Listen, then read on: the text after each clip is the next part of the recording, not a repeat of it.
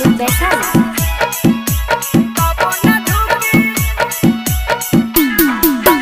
बढ़त रही बदमाशी न रुकी,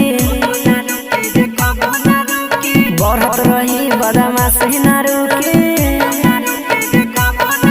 सुपौल जिला सिस्टम के आगे न झुकी,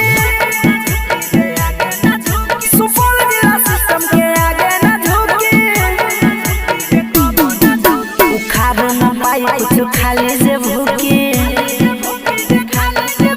उखाड़ न पाई कुछ खाली से भूखे। सुपौल जिला सिस्टम के आगे न झुकी, सुपौल जिला सिस्टम के आगे न झुकी।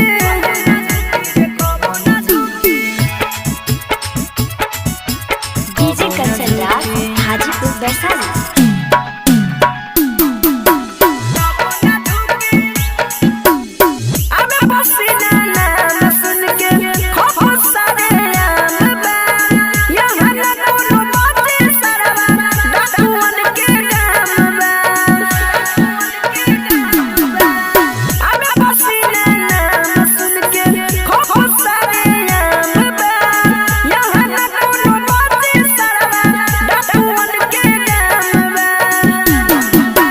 बढ़ल कदम जाके आगे न रुकी, बढ़ल कदम जाके आगे न रुकी। सुपौल जिला सिस्टम के आगे न झुकी,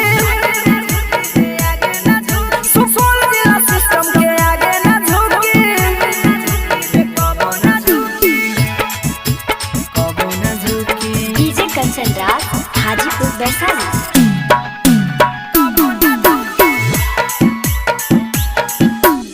नहीं मिली एको तोहरा सुन जीवन दान रे, काली के मुहे पे मारब थाना में जाई चाहे ना मरे, थाना में जाई चाहे ना मरे। नहीं मिली एको तोहरा सुन जीवन दान रे, काली के मुहे पे मारब थाना में जाई चाहे ना मरे।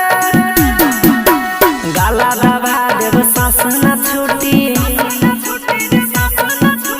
गाला दबा देब सांस न छूटी। सुपौल जिला सिस्टम के आगे न झुकी, सुपौल जिला सिस्टम के आगे न झुकी। Recording by Rajeev Rocks Films Supaul.